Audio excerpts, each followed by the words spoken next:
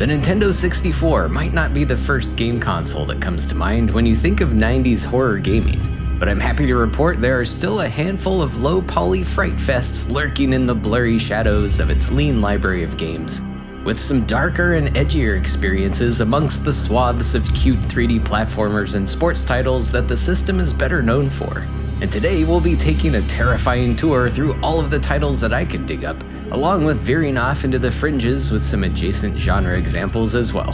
So step with me into this pixelated fog as we check out every horror game on the Nintendo 64.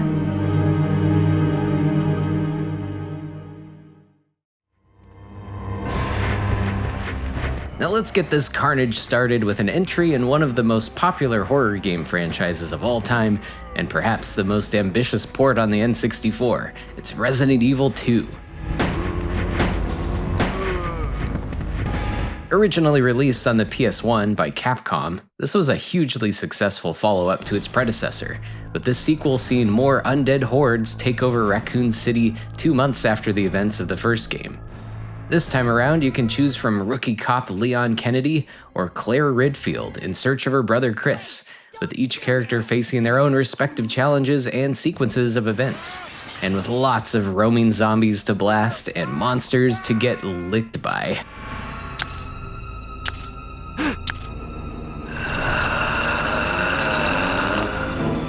And despite the vast amount of content originally sprawled across 2 CD-ROMs, the Herculean effort of cramming it all into a 64 megabyte cartridge 1 year later is rather astounding, even down to including some full motion video cutscenes.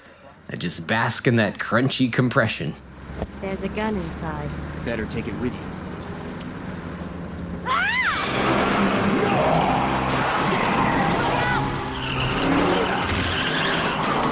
More importantly, the gameplay is still very much intact and uncompromised, with classic tank controls and a fixed camera perspective, grim and moody atmospheres, tense exploration and puzzle solving, and an abundance of mysteries to unravel surrounding the nefarious plans of the Umbrella Corporation. The N64 port also makes some improvements and adds in some nice extras, with smoother character animations, sharper 3D model textures, higher fidelity music with a retooled sound font, surround sound, adjustable levels of violence and blood color, 16 pieces of additional lore documents hidden throughout the game, and even a randomizer mode that shuffles the locations of items. Impressive technical achievements of the port aside, Resident Evil 2 is still an extremely essential survival horror classic. It also received ports to the PC, Dreamcast, GameCube, a 2019 full-blown remake. Oh, and let's not forget the other very ambitious port to the Tiger Gamecom. So there's no shortage of ways to experience Resident Evil 2, and the N64 version is a surprisingly great way to do so.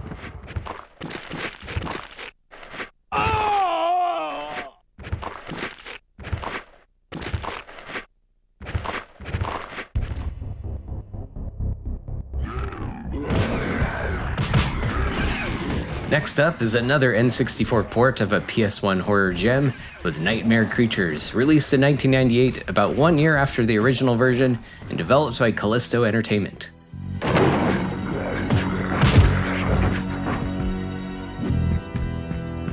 We find ourselves in a London of 1834, where the town has been overrun by undead fiends and mutated monstrosities, seemingly at the hands of occultist Adam Crowley.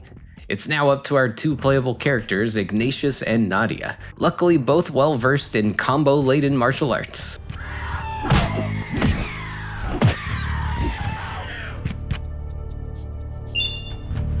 The game's essentially a 3D brawler, running you through fairly linear stages loaded with gruesome ghouls to dismember and occasional bits of awkward platforming and straightforward switch flipping. Each character has a wide range of attacks and combos at their disposal, not to mention a few limited-use sub-weapons scattered about, like guns, flash bombs, and torches. You won't get away with mindless button mashing for long. This game gets pretty tough, especially on the harder difficulty. So if you want to survive, you'll quickly need to adjust to the somewhat janky controls and camera while learning the more effective moves and defensive maneuvers.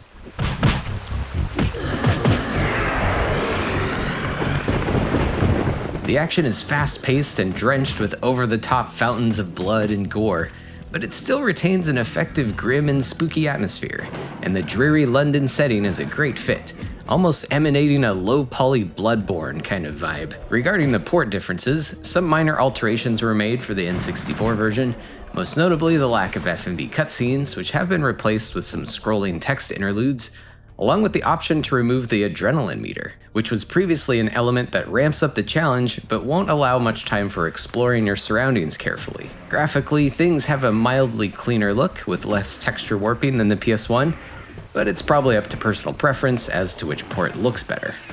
Either way you play it, this is a really fun blood-soaked challenge and a real highlight for horror action games of the era.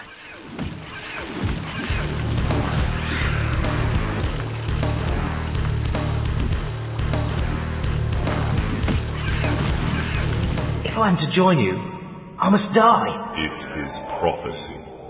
We cannot fail, for we are many. For we are many. Now let's leap into the bleak world of Shadowman, based on the Valiant comic book series and developed and published by Acclaim in 1999.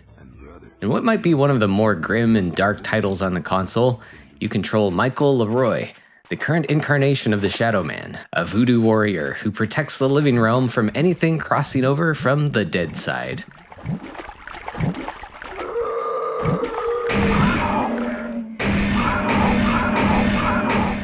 In this instance, our villain, Legion, has amassed an army of dark souls, stockpiling them in a Tower of Babel-like asylum built by Jack the Ripper himself.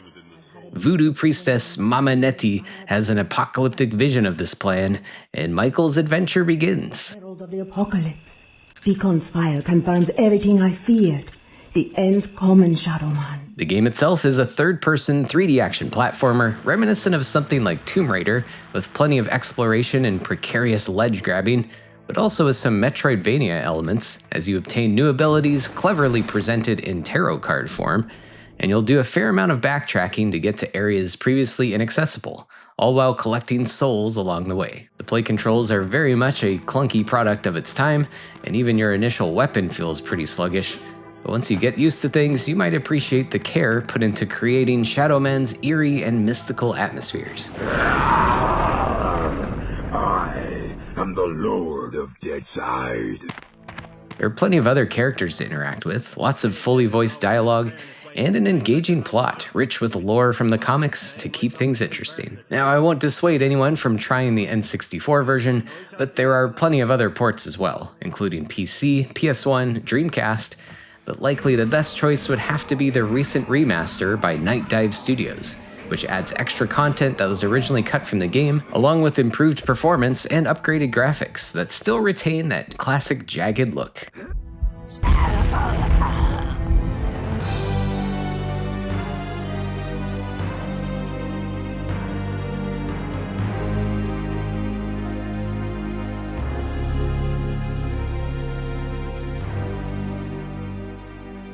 And the first N64 exclusive game on our list today is Castlevania, released in 1999, which was the first 3D installment of Konami's iconic horror action franchise, and a title that has since become a rather divisive entry in the series.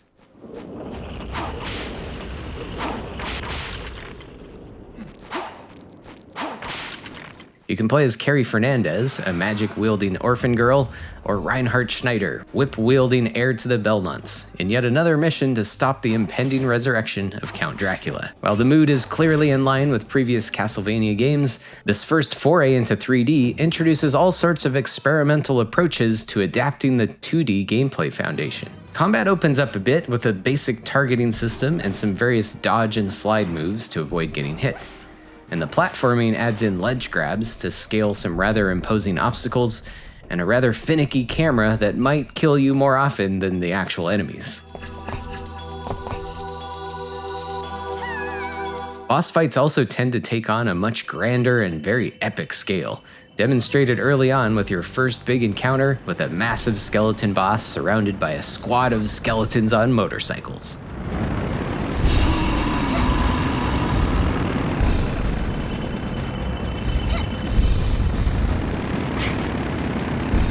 Some deeper exploration elements are also in play in a few of the larger stages, and we've even got a night and day cycle, which can affect various doorways and puzzles, although overall the game still has a mostly linear structure.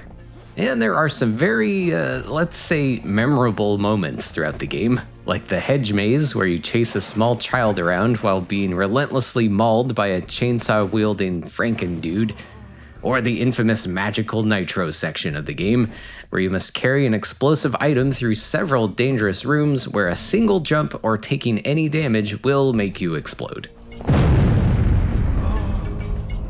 I'll admit this game isn't for everyone, with it being such a departure from the previous Castlevania games, and it looks pretty rough if you prop it up next to Symphony of the Night, which came out around the same time. But I'm really glad I gave this a proper attempt a while back, and was truly surprised at how satisfied I was in the end. It also has really solid replay value, as each character has a different playstyle that will affect your approach to combat, and each character even has a couple of unique levels for their respective playthroughs.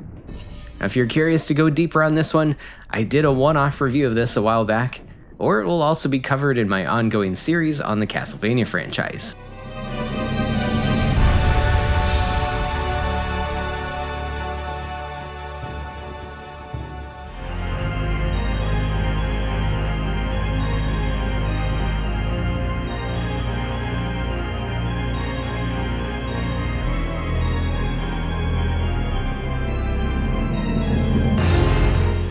And confusingly also released in 1999, Konami hit us with Castlevania Legacy of Darkness, a sort of prequel or remake of Castlevania 64.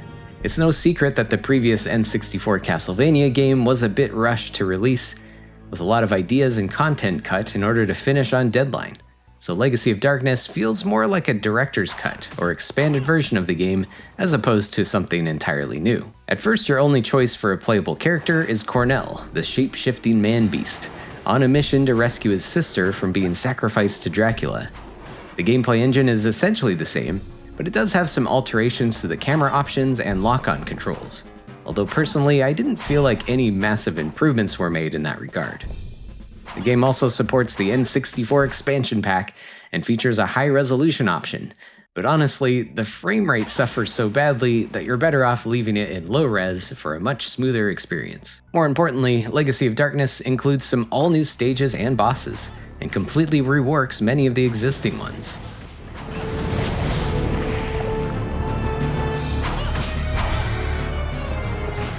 Keys won't be in the same places, platforms and switches have been shuffled around, and some sections have been removed entirely depending on your character choice.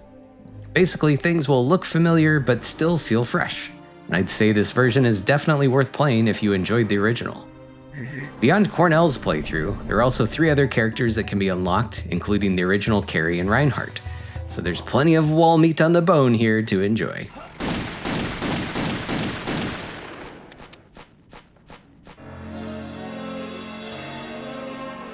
In another instance of a classic revered series transforming into a full 3D experience, we have Shadowgate 64, Trials of the Four Towers, released in 1999 by Kemco, and developed by TNS Company and Infinite Ventures, a holding firm who at the time held the rights to the Shadowgate series that had been previously created by ICOM Simulations. The story takes place centuries after the events of the first Shadowgate game, and you play as a halfling captured by bandits, who quickly must begin unraveling the mysteries of the Castle Shadowgate as you attempt your escape. Despite the open 3D nature, the game still retains the spirit of the point-and-click original, giving us a mind-bending adventure game where you must carefully examine your surroundings for clues and items, all from a first-person perspective, and of course take part in plenty of trial-and-error puzzles to either make progress or suffer a brutal death. While it might not have the same charm as the original classic, this is still a really solid experience with lots of engaging puzzles and tons of lore scattered about to learn more about Lord Jer and the Shadowgate universe. There are almost enough books in this to put Skyrim to shame. The 3D exploration also feels nice and smooth, albeit very brown and blurry visually, but you could argue that adds an appropriate vibe of bleakness. Overall, it generally leans more into dark fantasy moods than pure horror, but I definitely recommend it for fans of the series or anyone looking for a well-crafted N64 adventure title, a fairly underrepresented genre in the console's library.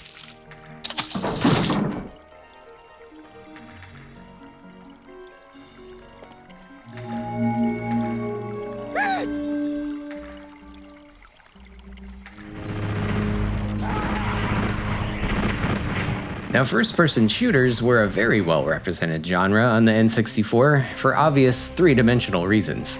So naturally, the console would be yet another device that can run Doom. But rather than a direct port of the original PC version, Doom 64 would be a spin-off of the main series and be its own exclusive entry in the franchise. Developed by Midway under the supervision of id Software, Doom 64 runs on a slightly modified game engine, allowing for new kinds of level geometry and dynamic lighting effects, and also introduced all new sprites for the enemies and weaponry. It's nothing drastically different, but certainly noticeable for fans of the original games, and adds enough novelty to really set this apart from its predecessors as you blast through 28 all-new levels along with a few secret stages as well. And the game runs and looks really nice on the hardware, assuming you can actually see anything.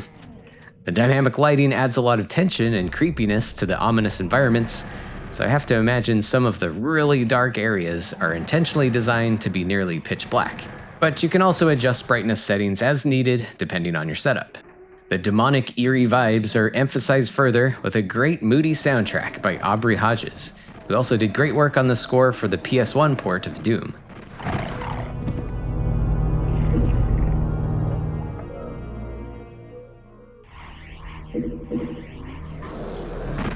And this plays very much like you would expect, with lots of ripping and tearing through hordes of demons and finding the necessary keycards to navigate to an exit.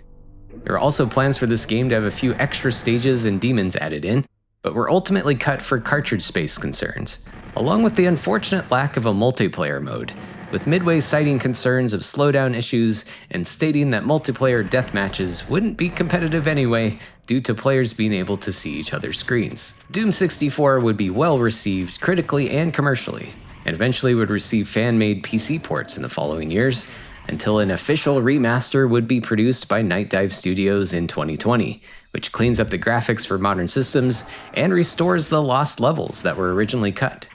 Whichever way you play it, it's an underrated entry in the series that is definitely worth a shot.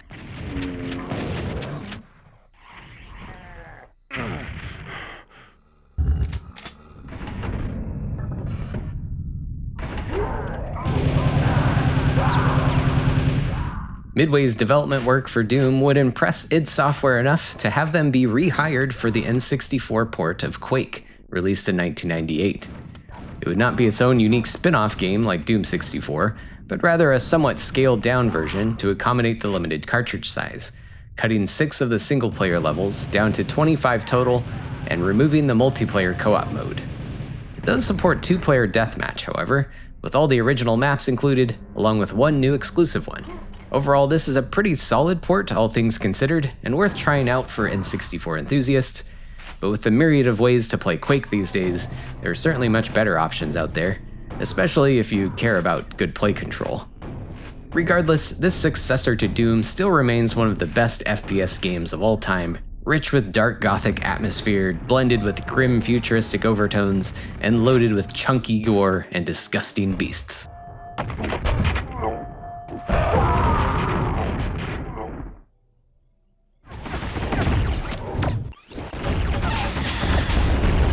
Quake II would also get an N64 port, released in 1999, and with development handled by Raster Productions this time around.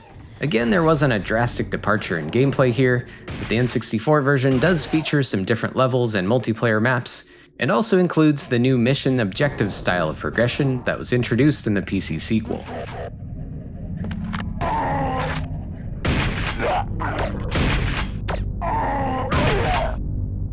You also finally get a proper 4-player versus mode, along with expansion pack support for higher resolution textures. Aubrey Hodges would also return on the soundtrack for another great and moody, ominous score. Again, this is one that probably plays better via more modern means, but does have enough slight differences in content to be of interest to hardcore fans.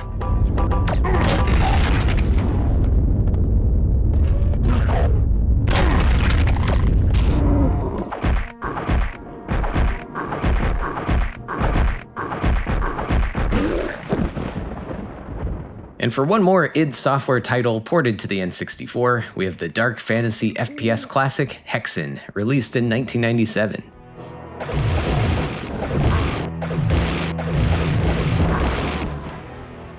The 1995 PC original utilized the old Doom engine to craft a dark medieval realm, seeing you pick from one of 3 character classes, crawling through dank dungeons and hacking and blasting through all kinds of vile creatures.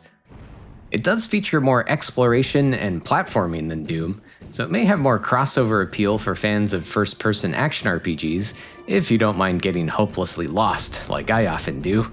Now, the N64 version was one of 3 console ports made, and it's potentially the best of the bunch in comparison to the PS1 and Saturn versions, as it retains all of the original graphical architecture, performs at a very consistent frame rate, and even includes 4-player co-op and versus modes. It is, however, missing cutscenes and Red Book audio, and instead adds new introductions to the stages for purveying the plot. My servants can smell your blood, human. All in all, it's a great and challenging boomer shooter with some spooky atmospheres and plays surprisingly well on the N64.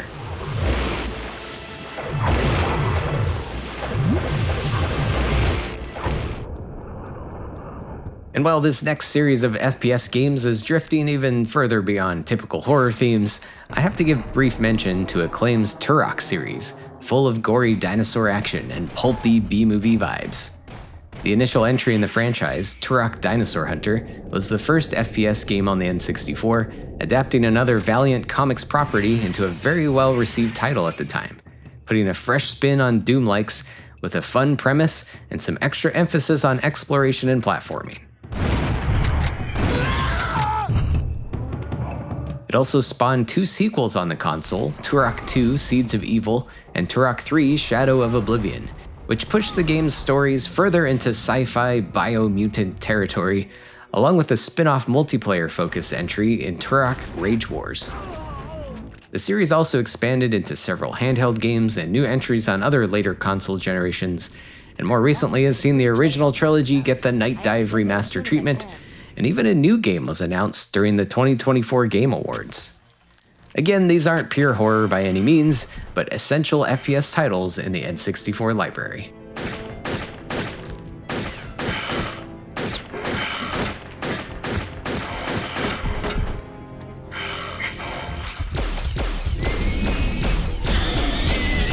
And for our final first-person shooter on our list today, it's Armorines Project Swarm, released in 1999. This is yet another Acclaim jam based on a Valiant Comics property. And did I mention Acclaim owned Valiant Comics at the time? Yeah, it all makes sense now.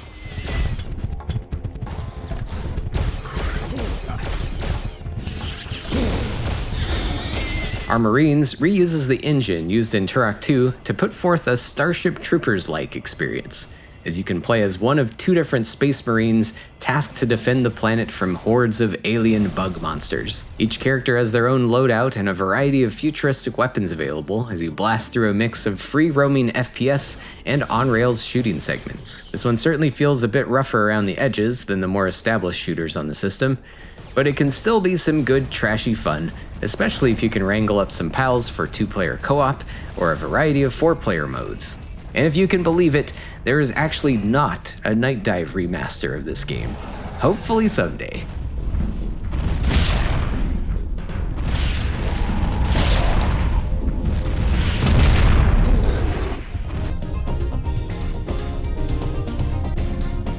Joshua, listen. A ruffian swarm is approaching your position. I've also confirmed Radon's location. Up next is the Treasure-developed cult classic Sin and Punishment, released in 2000 exclusively in Japan near the end of the N64's life cycle. While Treasure was more well known for their top-notch and very creative 2D action games, This would be their first leap into 3D and introduce some wild gameplay concepts and an unconventional control scheme, having you hold the left and middle prongs of the N64 controller. With an on-rails shooter foundation for the gameplay, you can move around your character as they continuously push forward through fast-paced stages while using a targeting reticule to frantically blast away the heaps of enemies coming at you. In the end, feeling kind of like an evolved form of Space Harrier, with a little Panzer Dragoon blended in for good measure.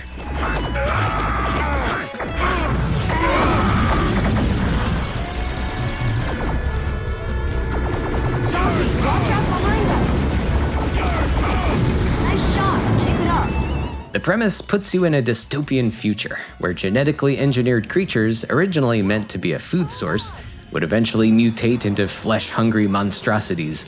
And from there, the plot just goes in absolutely insane directions from stage to stage, with plenty of cutscenes to break up the action. Luckily, all fully voiced in English for anyone importing this one. So, Achi and her friends have it in them too? If he's got Achi's blood in him, then what in the world is he? Other than the bio-monster stuff, don't expect a lot of super dark and heavy horror elements here, but it's still just too awesome not to bring up, and a unique action game on the system that you do not want to miss out on.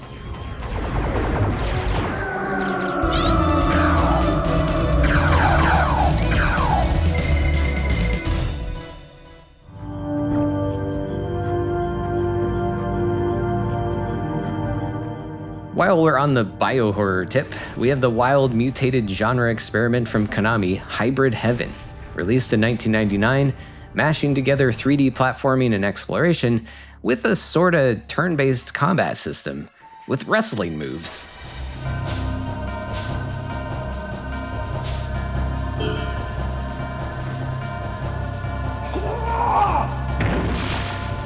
The plot starts you out in control of Mr. Diaz, a synthetic human created by aliens who gets wrapped up in all sorts of political espionage and extraterrestrial attempts to take over planet Earth, with their first goal to replace the American president with an alien clone.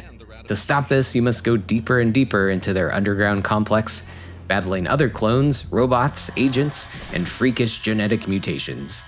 And mostly in hand-to-hand combat.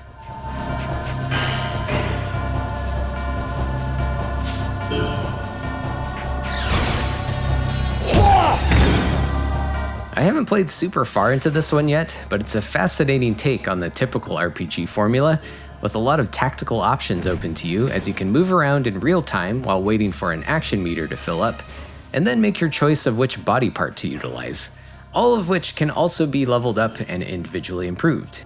And gradually you'll learn new fighting techniques and combinations, along with a variety of defensive tactics like dodges and counters.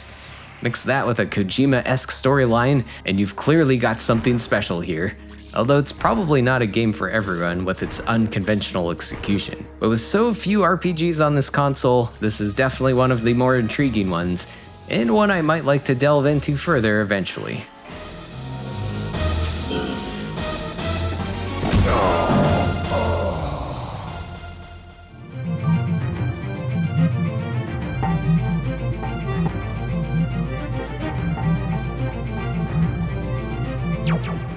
And another ambitious game we've got here is Body Harvest, released in 1998 and developed by DMA Design, who you might know as the same team behind the first Grand Theft Auto game, and would eventually evolve into Rockstar Studios. Here you play a time-traveling soldier battling against alien forces hell-bent on eating humanity by harvesting them every 25 years in massive planetary assaults.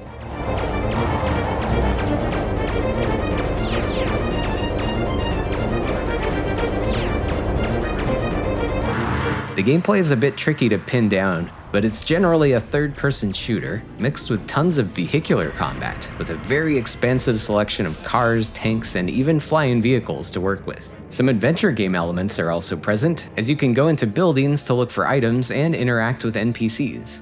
You'll work your way through various war-torn time periods and locations, with deep and expansive chains of missions and objectives across a massive map for each. All while also trying to protect humans from frequent alien attacks, because if too many get harvested, it's game over.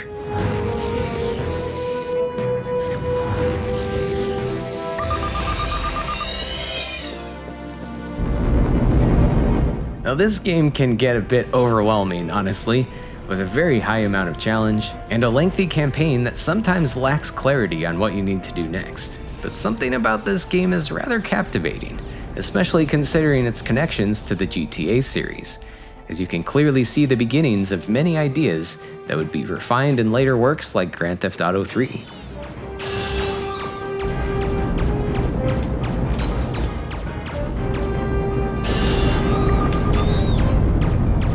The game's long development has quite the troubled and juicy backstory as well, as it was originally planned to be a launch title for the console with Nintendo as the publisher. But the game's violent content and Nintendo's frequent requests to make changes caused numerous delays, and eventually Nintendo would drop the project entirely, forcing the developers to find a new publisher. So understandably, the game is a bit of a glorious mess in the end, but worth checking out for its innovative ideas, substantial difficulty, and copious amounts of grand-scale alien-blasting goodness. There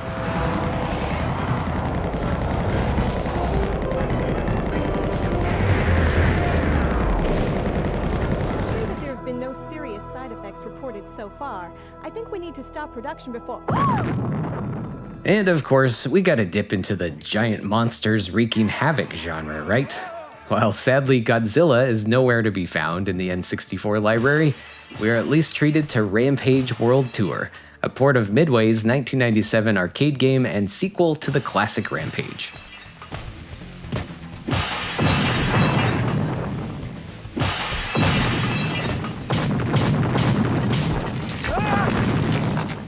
George, Lizzie, and Ralph are back in another 2D Smash-a-thon, although not a whole lot has changed here beyond the graphical updates. You do at least have a few more methods of destruction at your disposal, and a variety of new items, hazards, and food sources, but ultimately the core gameplay hook hasn't evolved much as you decimate various cities around the world.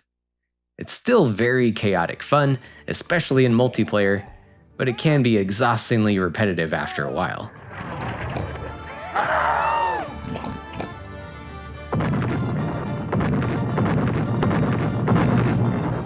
The game's sequel, Rampage II Universal Tour, also arrived on the N64, and is even more of the same basic formula, but it at least introduces some new playable kaiju monsters who are rescuing the original trio, and it expands the path of destruction into intergalactic realms, and eventually you'll have to tend with alien foes.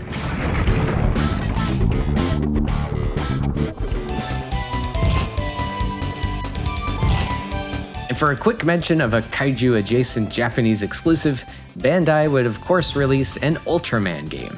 Although in this case, he's been shrunk down to gashapon size in this Pokemon Stadium-inspired RPG that allows you to generate characters with a Game Boy and Transfer Pack combination, or you can just pull random ones from a capsule machine, and then get into various turn-based, cute little monster battles.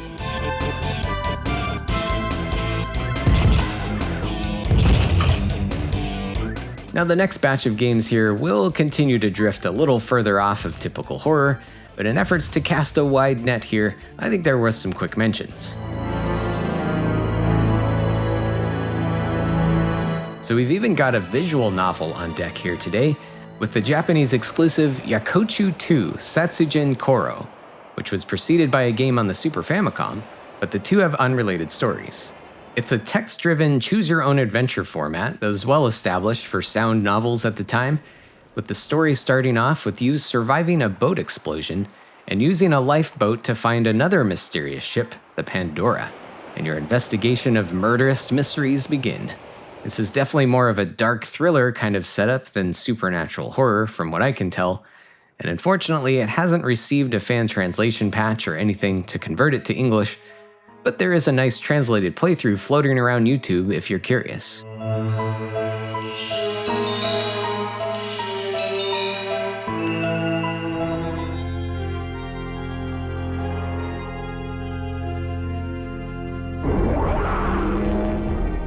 And for another quick dip into dark fantasy territory, what better choice do we have than Gauntlet Legends?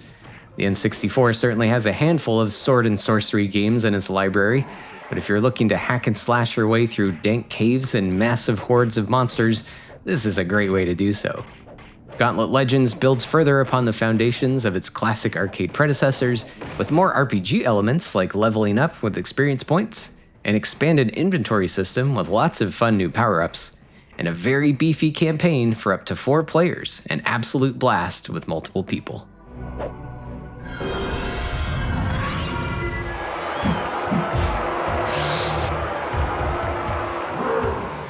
Battle 1, fight! And fans of blood-soaked brawling can rip into a handful of gory and violent 1v1 fighters on the system. Biofreaks would have to be the most horror-like of the bunch, with plenty of weird experimental monsters to pick from. We've also got games like Mace: The Dark Age, Killer Instinct Gold, Midway's middling 3D Mortal Kombat clone War Gods, and of course some instances of Mortal Kombat itself, with ports of Mortal Kombat Trilogy, Mortal Kombat 4, and let's not forget Mortal Kombat Mythology's Sub-Zero, the often reviled action-adventure spin-off.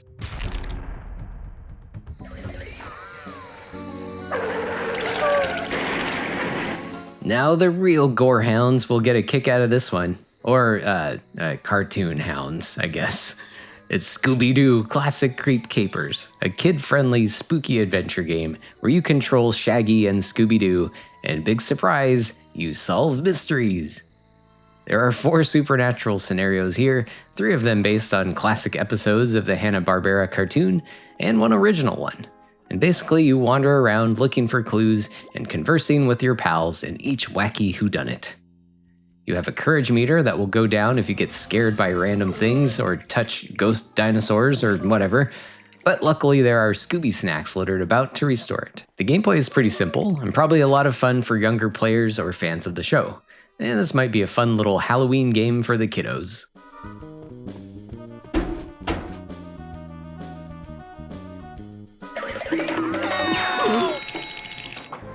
And finally, I've saved for last, truly the most terrifying game in the list, the pinnacle of psychological dread.